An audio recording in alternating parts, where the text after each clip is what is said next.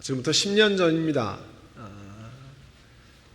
한국에 있는 장로회 신학대학교 도서관 앞에서 한 미국 선교사님의 이장 감사 예배가 열렸습니다. 그가 조선반도를 떠날 때, 일제하에서 떠날 때, 내가 다시 살아서 한국에 돌아오지 못하면 죽어서라도 한국 땅에 묻히길 소원했던 한국 장로교회 뿌리라고 할 수 있는 이 마포 산멸 선교사의 이장 감사 예배였습니다. 세뮤얼 어스틴 마펫이라고 하는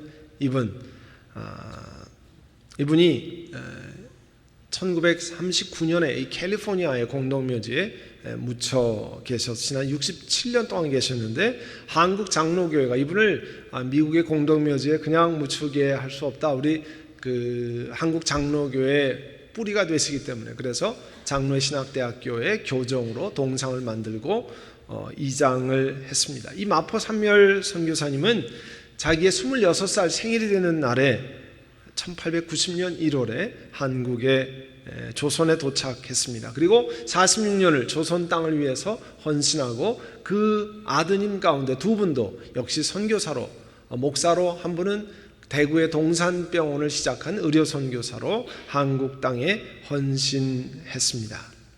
이 마포 산멸 선교사가요, 처음에 도착해서 한 6개월은 이 한국어를 배웠어요. 한국어를 배우고, 그 다음에 경신학교의 전신인 예수교 학당에서 교육사업을 한 3년 하다가 평양으로 옮겼습니다. 그리고 1893년서부터 평양에서 선교 활동을 시작했어요. 나중에 평양은 여러분 아시는 것처럼 동양의 예루살렘이라고 불리우는 것처럼 많은 사람들에게 전도되고 교회가 생겨났던 그런 지역 아닙니까? 거기에서 자기 거주지에서, 집에서 두 사람의 한국인을 데리고, 조선인을 데리고 신학교육을 시작한 것이 지금 장로회 신학대학의 전신입니다. 그리고 초대 평양신학교의 교장이 되셨어요. 아침에 일부에 설교를 했더니 우리 교회 최윤식 집사님이 평양에 사셨는데 자기 옆동 바로 옆이 평양신학교였대요. 그래서 늘 평양신학교 가서 놀고, 추우면 교실에 가서 놀고, 그렇게 했다는 얘기를 하시더라고요. 역시 평양에서 숭의여학교를 창설하시고 평양 숭실대학 학장을 하셨던 분입니다. 1936년에 신사참배 반대로 인해서 일본 제국주의로 추방되었고, 이 3년 후에 캘리포니아에서 하늘나라로 부름을 받았습니다. 이 마포 산멸 선교사님에 대해서 아주 재미있고 의미 있는 이야기가 전해옵니다. 어떤 한국 동역자에게 이렇게 얘기를 했어요. 나는 당신의 이 땅을 꼭 팔아야 되겠습니다. 그 한국분이 제가 수중에 가진 돈이 한 푼도 없다는 것을 선교사님 잘 아시지 않습니까? 왜 이러십니까? 저는 이 땅을 살 돈이 없습니다. 그랬더니 막 이런 실갱이 끝에 마포 산멸 선교사가 문서를 가져오라고, 그리고 내가 부르는 대로 쓰시오. 나 마포 산멸은 이 서기에게, 문씨라고 하는 분인데 문서기에게 어디에 있는 땅을 몇 원 몇 전에 매매한다로 강제로 쓰게 했습니다. 왜 그러냐면 선교사로 사역했던 마포 산멸 목사께서 평양의 중요한 길목을 단돈 몇 전에 아주 싼 값에 사들였고요. 후에 나라가 점점 개화되면서 땅값이 천정부지로 뛰었답니다. 그래서 당시 평양신학교에서 충실하게 일하던 이 동역자에게 그 헐값에 그 문서를 작성하고 그냥 넘겨줬다는 거예요. 사역을 할 수 있도록. 마포 산멸 선교사가 말을 타고 다니면서 이 평양이나 또 그 주변 지역을 다녔는데, 지리적으로 좋은 곳은 땅을 많이 구입하고 나중에 평양신학교를 졸업하는 제자 목회자들에게 그 땅에서 교회를 개척하도록 많은 땅을 주었다는 거예요. 평양과 황해도 북부를 관서지방이라고 합니다. 거기에 약 1000여 개의 교회가 있는데, 바로 이런 선교사들의 미래를 내다보는 해안으로 인해서 수많은 한국 교회가 부지를 받고 그 안에서 교회를 세우고 많은 조선 사람들이 신앙생활을 할 수 있었다는 겁니다. 이런 평양, 이북, 한반도 전체가 복음이 전파되고 한민족의 복음이 전파돼서 미국에 사는 우리들에게까지 복음이 전파되었던 것의 뿌리를 캐어보면 특이하게도 그 복음 전파의 뿌리가 박해로부터 시작했어요. persecution서부터 시작을 했습니다. 그 persecution, 박해를 통해서 퍼져간 사람들에 의해서 시작된 교회가 하나가 지금의 터키 남부지방 지중해 연안에 있고 시리아와 연안에 붙어있는 그 안디옥 교회에서부터 복음이 퍼져나가기 시작했습니다. 오늘 우리 함께 읽은 사도행전의 말씀에 8장에 그 앞에 8장에 보면 스데반이 예수님은 그리스도십니다. 예수님은 구세주 되십니다. 그런 이야기를 전하다가 돌에 맞아 죽습니다. 그 예수님이 부활하셔서 하늘에 승천했습니다. 그런 얘기하다가 유대인들에게 돌에 맞아 죽습니다. 그날부터 예루살렘 교회에 커다란 박해가 일어났는데 사도들 외에는 모두 유대 지방과 사마리아 지방으로 다 흩어졌습니다. 그래서 사도행전 11장 19절에 보면 스데반에게 가해진 박해 때문에 흩어진 사람들이 페니키아, 키프로스 섬이죠, 안디옥까지 올라가서 유대 사람에게 말씀을 전했다는 거예요. 그 스데반 집사님과 연결되었던 persecution in connection with Stephen, 스데반 집사님과 연결되었던 그런 박해 때문에 퍼져갔던 사람들이 북쪽으로 올라가서, 그럼 지도를 보시면요, 밑에 빨간 점, 오른쪽 끝에 빨간 점이 예루살렘입니다. 해안가를 타고 쭉 올라가면 거기 그 시리아 지방 안디옥이 나오는데요. 그 안디옥에서 먼저는 유대 사람에게 전도를 하고 그 다음에 다른 사람들이 와서 11장 20절에 보면 그리스 말을, 그리거를 하는 사람들에게도 말을 전해서 예수 그리스도를 전했습니다. 근데 하나님 말씀에 보면 사도행전 11장 21절에 주님의 손이 그들과 함께 이 말씀, 복음의 말씀을 전하는 사람들과 함께 하시니 수많은 사람들이 믿고 주님께로 돌아왔다. 영어로 뭐라고 되어 있냐면요, The Lord's hands were with them and a great number of people believed and turned to the Lord. 하나님의 손이 그 복음을 전하는 사람들 뒤에 함께 있었다는 거예요. 여러분, 복음 전하는 건 난 말을 잘 못하는데요, 말 못해서 복음을 전하지 못하는데요, 여러분 그게 아닙니다. 그 말 뒤에 역사하시는 하나님의 성령께서, 주님의 손이 그들로 하여금 마음문을 열게 하는 거예요. 여러분 이 자리에 어렸을 때부터 모태신앙이 아닌 경우에 중간에 예수 믿게 되는데 다른 사람이 말 잘했기 때문에 예수 믿은 게 아닙니다. 하나님의 성령께서 여러분 심령을 열어주시고 예수 믿어야 되겠다는 마음을 주시고 예수님 때문에 내 죄가 용서함 받는다는 감동이 생겨나서 주님 앞에 나오게 된 겁니다. 그게요, 주님의 손이 그렇게 했다는 거예요. 그래서 우리가 링크드 미션을 하는 이유는 우리 선교회에서 내가 5불 10불 이렇게 내는데 우리 회장이 알아서 하겠지, 나는 상관없는 사람이야, 그렇게 하는 경우가 많은데, 이 링크드 미션을 통해서 우리가 지원하는 선교사님이 무슨 일을 하고 그 나라는 어떤 나라고 그 나라에 어떤 말을 쓰고 복장은 어떻게 되고 또 그분을 위해서 뭘 기도해야 되는지 미션에 우리가 링크되기를 원한다는 뜻으로 링크드 미션을 하는 것 아니에요?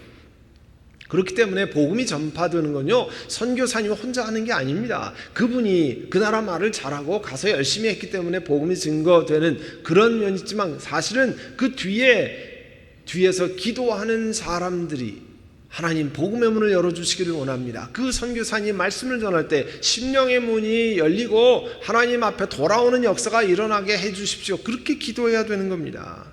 저희 교회 새벽 기도할 때마다 수요일 아침에는 꼭 우리가 파송한 선교사님들, 그리고 여러분 선교회에서 파송한 선교사님들을 위해서 기도합니다.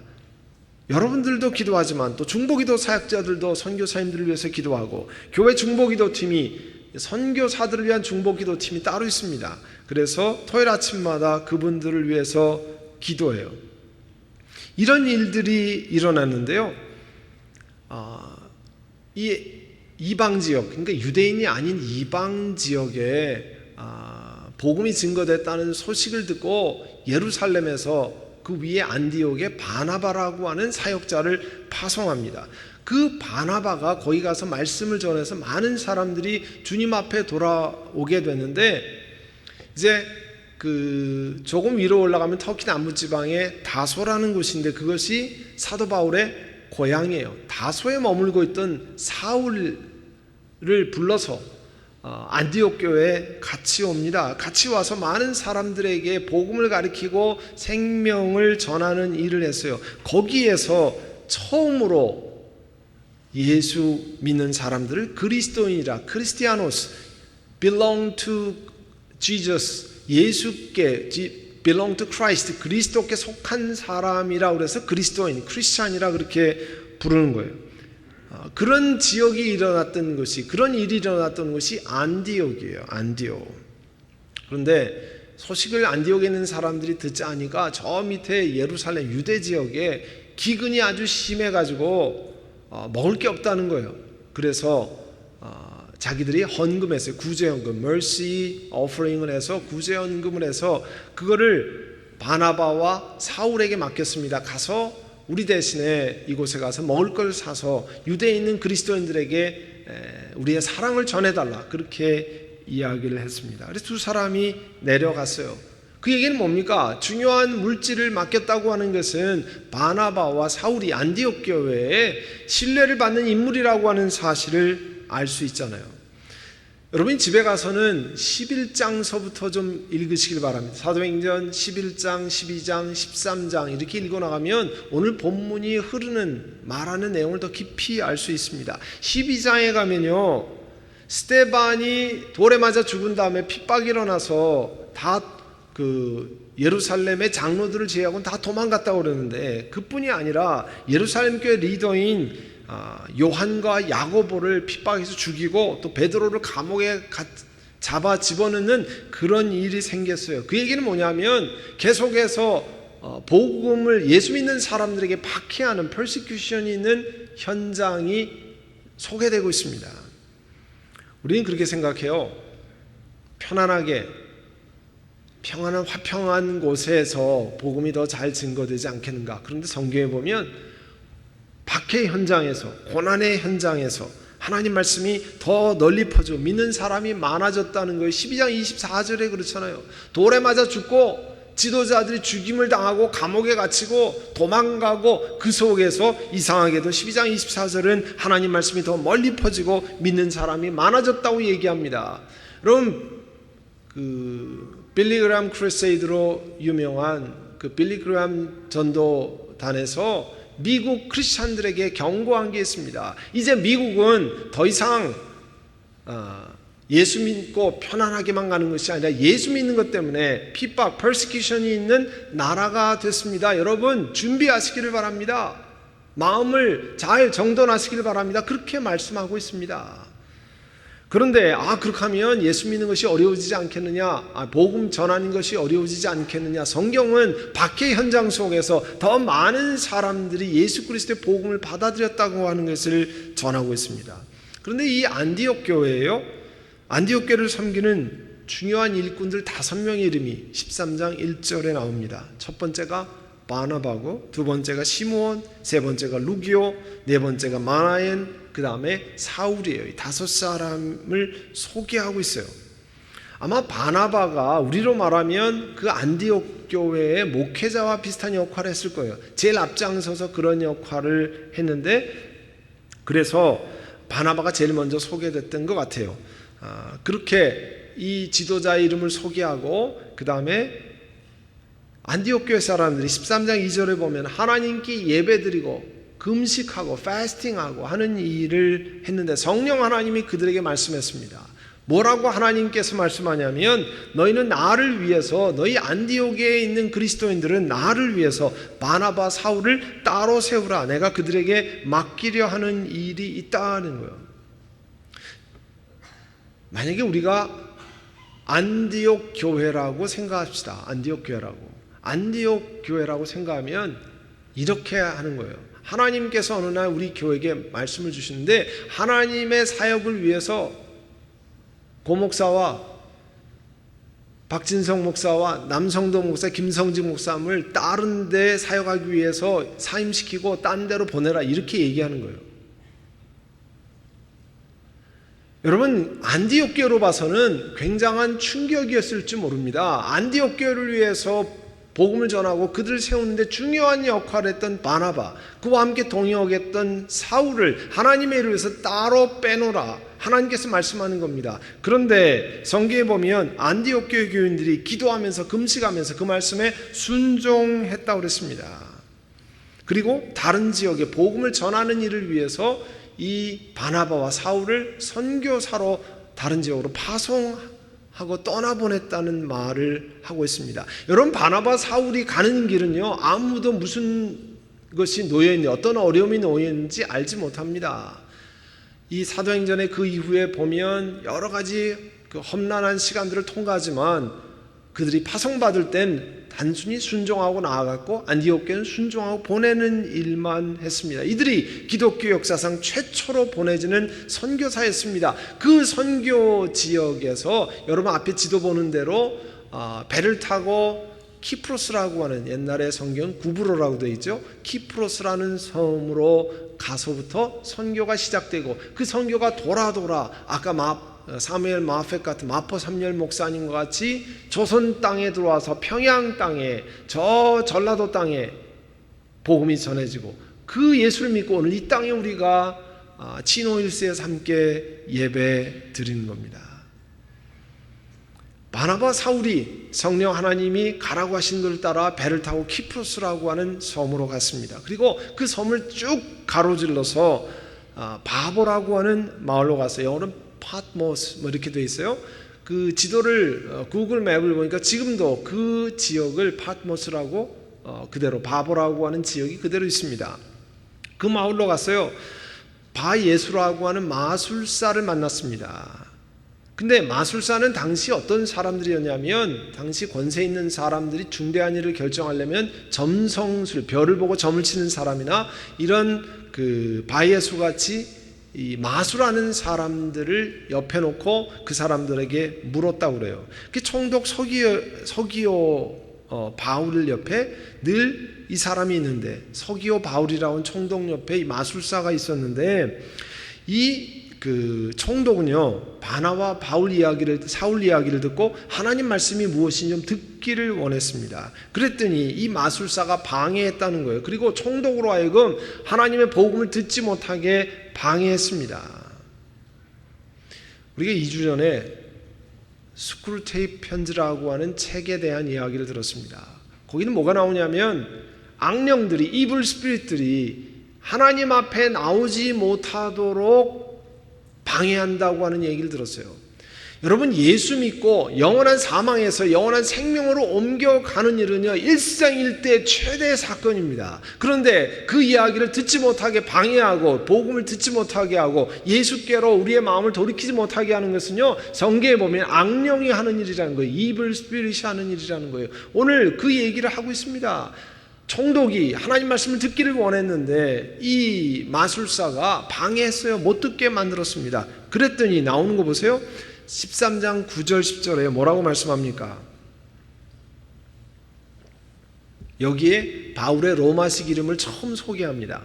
바울이라고 하는 사울은 히브리식 이름이고요, 로마식 이름인 바울이라는 걸 처음으로 설명해요. 아마 추측컨대 이제 로마 사람인 총독 앞에 가니까 나도 로마 시민이라는 걸 아마 암시하기 위해서 로마식 이름을 이야기하는지도 몰라요. 복음이 더 잘 증거되게 하기 위해서. 어쨌든 이 이후부터 사울이라는 이름이 더 이상 나오지 않고 바울이라는 이름이 등장합니다. 여기 처음으로 이렇게 바울이 등장해요. 그 바울이라고 하는 사울이 성령이 충만해서 하나님의 영으로 가득 차서 마술사를 노려보고 뭐라고 얘기했냐면, 너 속임수와 악행으로 가득한 악마의 자식아, 모든 정의의 원수야. 아예 딱 악마의 자식이라고 얘기했어요. 원수 마귀가 하는 일이라는 거예요. 너는 주님의 바른 길을 굽게 하는 짓을 그치지 못하게 하느냐. 총독으로 하여금 예수 못 믿게 하고 예수 믿는 것을 방해하는 것은 악령이, 그 뒤에 있는 악령이 하는 일이라는 거예요. 그래서 우리가 영적으로 잘 분별해야 된다는 겁니다. 우리가 신앙생활할 때 머리로는 성경에 악한 영이 있는 것을 알지만 실제 생활에서 어떻게 나타나느냐. 여러분 예수 믿지 못하게 하고 하나님 말씀 듣는 걸 방해하고, 그것은 그 뒤에 악한 영이 하는 일이라는 사실을 성경은 명확하게 말씀하고 있습니다. 그리고 하나님께서 바울을 통해서 복음을 듣는 것을 방해했던 이 사람, 이 마술사에게 얼마 동안 눈이 보이지 않게 만들었어요. 그 이야기를 듣고, 이 이야기를 보고 그 지역을 다스리는 총독이 주님을 믿게 되었다는 거예요. 주님의 교훈에 깊은 감명을 받았습니다. 이 영적인 전쟁이에요. 한 사람이 사망에서 생명으로 옮기는 것은요, 그냥 일어나는 게 아닙니다. 그래서 여러분 식구들, 친구들, 가까운 사람들 예수 믿게 하면 어떻게 하든지 예수 믿지 못하게 만들고 수없이 방해하는 것은 그냥 사람이 하는 게 아닙니다. 그 뒤에 악한 영이 그 일을 통해서 여러분의 식구들, 가까운 사람들, 친구들, 여러분이 전도하려고 하는 회사의 동료들, 일터의 일꾼들을 못 믿게 만드는 거예요. 그래서 여러분이 기도해야 된다는 겁니다. 전도할 때 기도해야 된다는 거예요.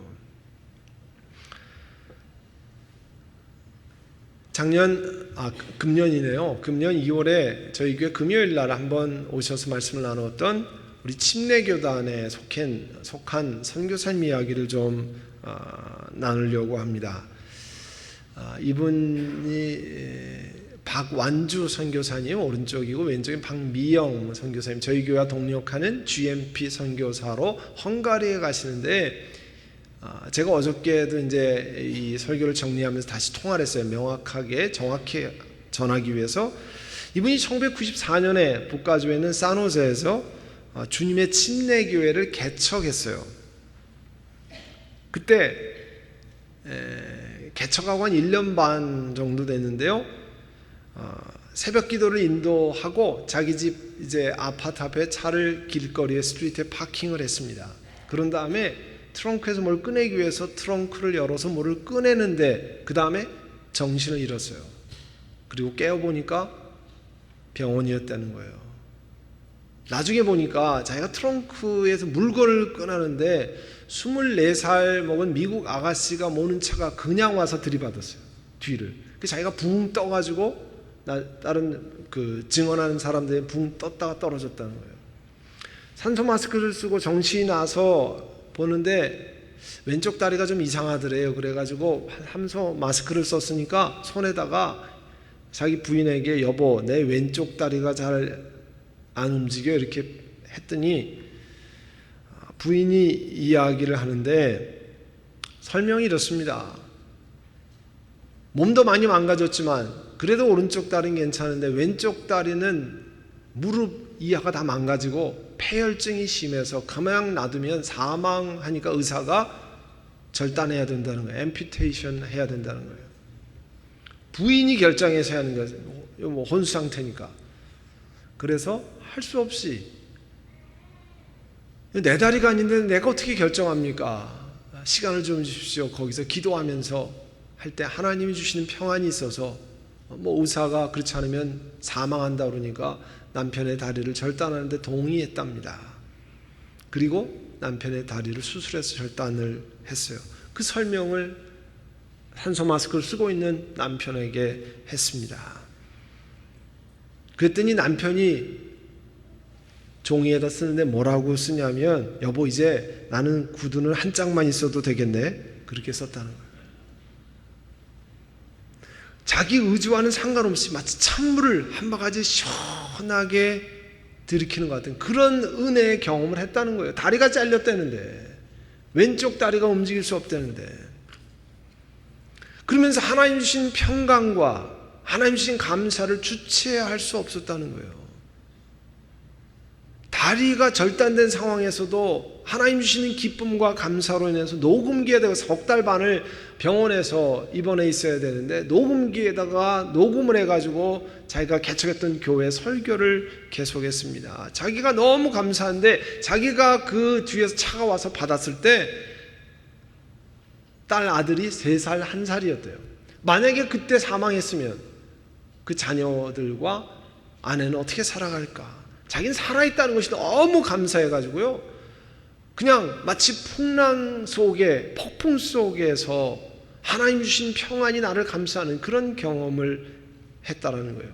근데 나중에 보니까 사고를 낸 24살의 아가씨는 이게 uninsured driver 있죠. 보험이 하나도 없이 드라이브한 사람이라 페니 하나도 보상을 못 받았대요.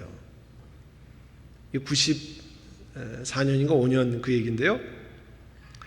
다리가 절단된 다음에 여러분 그 팬텀 페인이라고 그러잖아요. 다리가 없는데 있는 것 같은, 거기서 너무 아픈, 그래서 밤마다 통증으로 방을 막 벌벌벌 기어다닐 때 너무 통증이 심해서, 그렇지만 하나님 주시는 기쁨과 감사와 은혜가 넘쳐나서 교회 가서 설교하고 목회를 하고, 하나님, 내가 이 교회가 안정이 되면 언젠가는 하나님의 은혜, 살아있게 하시는, 호흡하게 하시는 하나님의 은혜에 감사한 마음에 더 어려운 데 가서, 더 힘든 곳에 가서 교회를 섬기면 좋겠습니다. 그렇게 기도했다는 거예요. 당시에 선교사라고 할 생각을 하지 못했대요.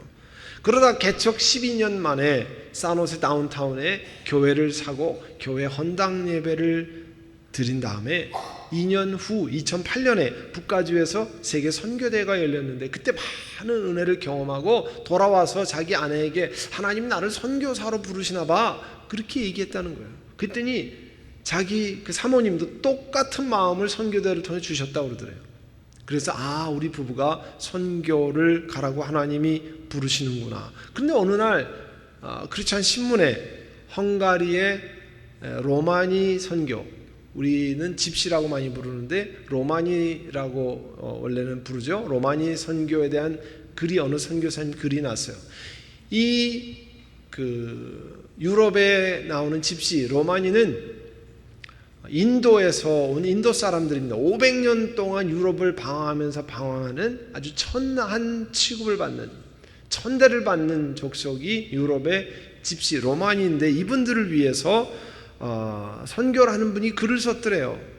선교사, 여기에 사역할 사람이 많지 않다는 글을 쓰고, 이 부부가 이쪽으로 하나님 부르시는지 모르겠구나, 그런 생각을 했습니다. 그래서 싱가포르에 가서 훈련을 받고 이제 집시촌으로 선교를 갈 마음을 다지는데, 선교 훈련할 때 얘기하는 게 뭐라고 얘기하냐면, 선교는 낭망이 아닙니다. 무슨 한번 내가 젊었을 때 일 다 해놓고 애들 다 키워놓고 한번 선교나 가볼까, 이런 낭만이 아니라는 거예요. 선교는 정말 춥고 소외되고 버려진 이 집시촌에 들어가는 일은 그 괴롭고 힘든 현장에 들어가서 아픔을 같이 하는 낭만 있는 것이 아니라 정말 온 삶을 부어넣는 것이라는 거죠. 그런데 그들을 돕겠다는 마음이 생겨서 그곳으로 갔습니다. 가서 기도하기를 은퇴할 때까지 집시촌에 10개의 집시들을 위한 교회를 개척하고 10사람의 헝가리 사람으로 이 집시들을 위한 사역하는 사람을 세웠으면 좋겠습니다 하고 갔는데, 지난 7년인가 8년 동안에 현재 5개의 교회를 집시촌 안에 개척하고 목회자를 세우고 선교센터 한 곳을 세웠습니다. 헝가리에는요, 그 유럽이기 때문에 캐톨릭 교회도 많고 리폼 트래디션, 개혁 교회가 많이 있습니다. 그런데 문제는 헝가리 사람들이 집시들이 교회에 오면 들어오지 못하게 한다는 거예요. 그러니까 그 교회가 많아도 집시들이 들어갈 교회는 없다는 거예요. 그런데 자기들이 마음대로 들락날락할 수 있는 교회를 만들어주니까 너무 좋아한다는 거예요. 집시들은요, 예배당에서 초등학생들이 앉아서 담배를 뻐끔뻐끔 핀대요. 그리고 얼마나 이 엉망이냐면, 중학교 정도 여학생이 되면 방학기 끝나고 오면 전부 배들이 불러와서 애기 가지고 오고 정신이 없다는 거예요. 그런 속에서도 복음을 증거하고 예수 그리스도가 여러분들을 사랑하십니다는 그 사역을 하는 것이 자기는 너무 감사하다는 거예요. 이번에 2주 전에 저희 교회를 방문했는데요, 그때도 눈물을 글썽거리는 거예요. 자기 살아있다고 하는 것이 너무 감사하다는 거예요. 본래 그 아들, 딸 3살, 1살을 놓고 그 자동차에 받쳐서 죽었을 운명을 하나님이 살아주신 것만, 살게 하신 것만 감사해서 이 집시촌에 가서 선교를 하고 한다는 거예요. 사랑하는 성도 여러분, 하나님의 부르심에 지난주에도 한 사람이 마음을 짓고 개혁하면 내가 있는 가정이, 내가 있는 교회가, 내가 있는 커뮤니티가 바뀐다고 말씀했잖아요. 한 사람이 그렇게 중요합니다. 한 사람이 응답하는 게 중요해요. 1892년에 조선에 와서 전라도에서 사역을 했던 여자 선교사 중에 하나가 레니 데이비스라고 하는 분이 있어요. 남부 출신인데 그분은 1903년에 조선에 온 지 한 10년 조금 사역을 하고 전주에서 41살로 하늘나라로 부름받은 하나님의 사람이었습니다. 그가 이런 편지를 남겼어요. 한국의 전라도에 가서 이제 그 선교를 하러 다니는데 여자들은 남편들이 집안을 대표해서 예수 믿는 것으로 충분하다고 생각하는 것 같았습니다. 편지를 이렇게 썼어요. 자신의 구세주로 받아들이기보다는 그저 집안에 있어야 할 살림 도구의 하나인 것처럼 여성들이 그렇게 취급을 받았다는 게 1890년에. 그러니까 나의 구주가 아닌, 예수님을 나의 구주가 아닌 예수님을 남편이 대표로 알면 되지 않겠느냐고 하는 의식을 가지고 있는 것에 이 선교사가 너무 놀랐다는 거예요. 예수 믿으라 그러면 우리 남편이 대표로 믿으면 된다는 거예요. 나는 뭐 집안에 딸려 있는 사람인데 남편이 믿으면 되지 않겠느냐. 그런 나라에 여러분 복음이 전해져서 지금은 여성들이 훨씬 더 신앙생활 열심히 하지 않습니까? 거꾸로 남편들이 부인만 예수 믿으면 난 쫓아서 가면 되지 않겠느냐? 그렇게 하는 지경으로 바뀌었잖아요. 여러분, 그런 나라에 복음이 전해진 것 다 한 사람이 복음에 yes, 내가 하나님 부르시는 거에 순종하겠다는 것이 2000년 전에 그런 순종이 이어져서 지구를 돌아서 미국의 젊은 22, 23, 25세 남녀들이 한국에 가서 목숨을 버리고 선교를 하고 평양과 전라도 순천에 또 남해안에 복음을 전하고 그분들이 예수 믿고 한반도가 바뀌어서 오늘 미국의 치노 힐스에도 우리가 예배 드리는 것 아닙니까? 사랑하는 성도 여러분, 미션은 몇 사람이 가서 선교사 다 보내고 우린 돈만 보내면 되는 것이 아닙니다. 이 가운데 하나님이 누구를 부르실지 모릅니다. 이 가운데 어떤 일로 하나님이 부르실지 모릅니다. 그때 부르실 때 나는 그 준비가 안 되어 있습니다. 부르시면 나는 그만큼 준비가 안 되어 있습니다. 가진 것이 없습니다. 아닙니다. 제가 한번 말씀드린 거 있잖아요. 하나님이 인도하시는 곳에 하나님의 공급하심이 있습니다. Where God guides, God provides. Where God leads, God provides. 하나님이 인도하시면, 하나님이 여러분을 인도하시면 하나님의 공급하심이 같이 따라옵니다. 하나님께 의지하고 나아가면 하나님께서 함께 하십니다.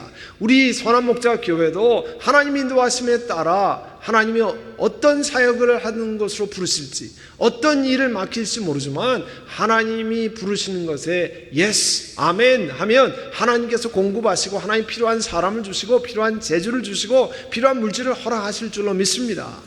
우리가 링크 미션을 한 주 앞에 남겨놓고 하나님 우리 교회에 부르신 부르심을 순종해서 우리도 2000년 전에 안디옥 교회처럼 또 한반도에 와서 복음을 전한 사무엘 마페처럼 또 헝가리 집시촌에 가는 부르심을 응답했던 이 박안주 선교사님 부부처럼 하나님 앞에 우리를 향한 부르심에도 응답할 우리가 모두 되시기를 바랍니다. 기도하겠습니다. 우리 기도할 때 함께 아뢰겠습니다. 하나님의 부르심이 곳곳에서 있습니다. 우리 한반도를 향한 부르심이 있었기 때문에 우리도 예수 믿게 되었습니다. 영생이 무엇인지 알게 되었습니다. 하나님 그런 은혜를 우리들에게도 베풀어 주시고 우리도 그런 응답이 있게 하옵소서. 우리 함께 하나님 앞에 기도하며 나아가겠습니다.